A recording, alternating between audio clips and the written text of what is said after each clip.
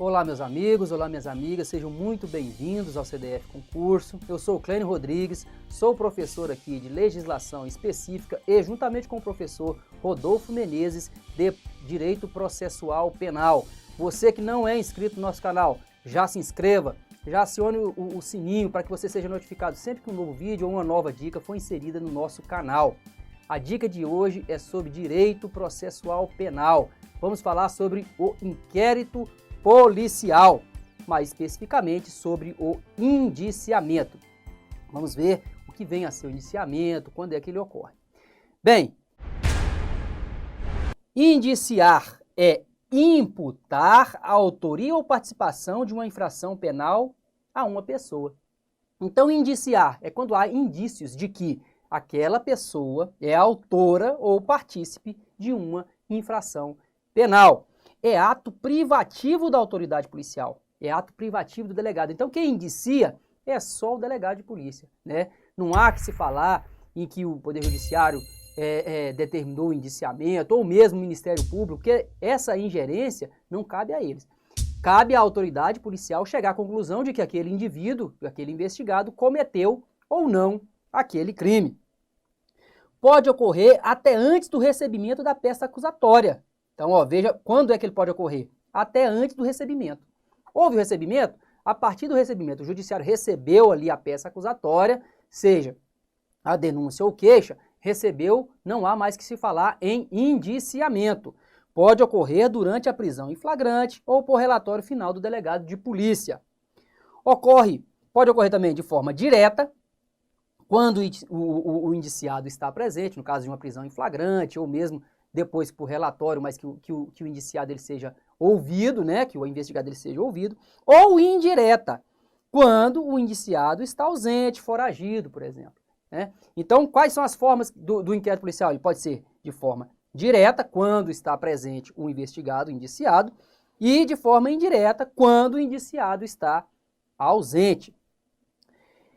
Quais são os pressupostos, né? A presença de elementos informativos de autoria e materialidade. Quando é que vai ser, o indivíduo ele vai ser indiciado, né? Como o nome diz, olha o nome, indiciado. Há indícios de que? Quando há elementos informativos, né, de autoria e materialidade do crime. Né? Nesses casos, né, chega a autoridade policial, realmente aconteceu o crime? Realmente aconteceu. O crime existiu. Existem indícios de que o autor seja aquele indivíduo? Sim, então aquele indivíduo ele será indiciado lá no inquérito policial e esse inquérito policial é mandado ao judiciário que chega às mãos do Ministério Público e vai oferecer, se achar por bem aqueles elementos levantados durante o inquérito policial, oferecerá a denúncia, né, ao Poder Judiciário, certo? Quem é o sujeito passivo do inquérito policial? Do indiciamento, desculpa. Qualquer pessoa poderá ser indiciada. Qualquer pessoa poderá ser indiciada em regra. Por quê? Vejam bem, membros do Ministério Público, no exercício de suas funções, não podem ser indiciados em inquérito policial. Então quem é que não vai ser indiciado? Membro do Ministério Público, no exercício de suas funções. Nesse caso, existe uma lei específica que fala que eles não serão indiciados em inquérito policial. O STF entende, né, que parlamentares, são os deputados e senadores, não podem ser indiciados sem prévia autorização do ministro relator do inquérito. Então, para que um membro do Congresso Nacional ele seja indiciado, ele tem que haver o quê? Uma autorização do ministro do STF, responsável, né, pelo aquele inquérito policial. Para que um parlamentar, ele seja indiciado, lembre-se disso, tem que haver a autorização do ministro responsável, né, pelo inquérito lá no STF, certo? Afastamento do servidor público. Então, o artigo 17D da Lei 9613, que é a Lei de Lavagem de Capitais, estabelece que, em caso de indiciamento de servidor público, então, caso um servidor público seja indiciado, né, pela autoridade policial, este será afastado, sem prejuízo da remuneração, e continua recebendo, e demais direitos previstos em lei, até que o juiz competente autorize em decisão fundamentada o seu retorno. Ou seja, então se um indivíduo ele for um funcionário público, ele foi indiciado pelo crime de lavagem de capitais, né, ele vai ser afastado ali das suas funções, né? Logicamente, vai continuar recebendo o seu dinheiro, os seus direitos também serão preservados, até que o juiz autorize o seu retorno ao serviço público. Logicamente, é para evitar, né, que ele contamine provas e assim por diante. Então, fiquem ligados a essas exceções. Quem é que pode ser indiciado? Qualquer pessoa. Ministério Público, membro do Ministério Público, exercendo as suas atribuições, ele não será indiciado, não poderá ser indiciado, e o membro do parlamento também só será indiciado com a autorização lá do ministro, relator do inquérito policial, e aqui está essa peculiaridade aqui também em relação à lei de lavagem de capitais, fala mais especificamente sobre o servidor público, que será afastado quando ele for indiciado, certo? Como é que esse assunto pode ser cobrado na sua prova? Vamos ver. 2019, ano passado, o Tribunal de Justiça aqui do Distrito Federal veio aqui na questão 53 falando o seguinte: o Código de Processo Penal, em diversos dispositivos, utiliza a expressão indiciado para indicar a pessoa em relação à qual existe inquérito policial em curso.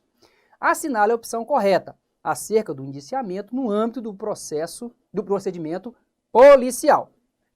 A. Então, nós vamos o que aqui? Assinale a opção correta. Quando ausente ou deficiente, vicia o inquérito policial e, consequentemente, contamina também o processo criminal a que se destina. Então, se não houver, quando o indiciamento, está falando, o que a questão está falando? Quando o indiciamento, ele pode viciar o inquérito policial e, consequentemente, contaminar também o processo criminal. Nós já vimos, né, que o inquérito policial, ele é dispensável, não é necessário para o oferecimento da denúncia. Então, logicamente, algum vício dele, se o Ministério Público entender, já tiver lá o indício de autoria e a prova da materialidade do crime, ele pode oferecer a denúncia sem o inquérito policial. Então, a questão aqui está errada.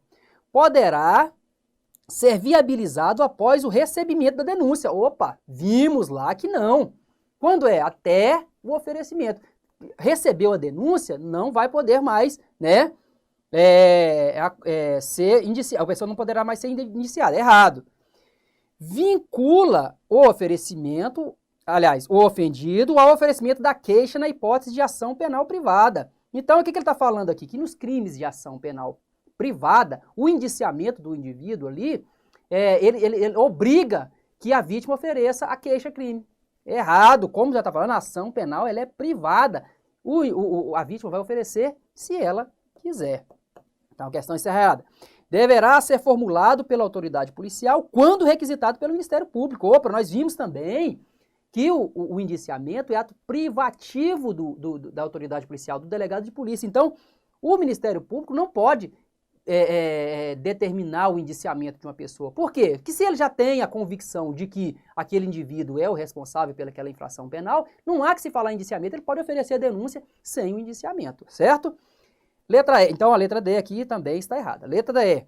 Poderá ser formalizado de forma indireta ante a não localização do investigado. Então, nós vimos que o indiciamento ele pode ser direto, né, na presença do investigado, do indiciado, ou indireto, quando o investigado, o indiciado, ele não for localizado, né? Então, aqui a assertiva correta é a letra E. Mais uma vez, estude aí sobre inquérito policial, é uma matéria recorrente, cobrada nas provas, principalmente voltadas à atividade policial. Então, dê uma especial atenção a esse assunto e te aguardo na próxima dica. Um grande abraço.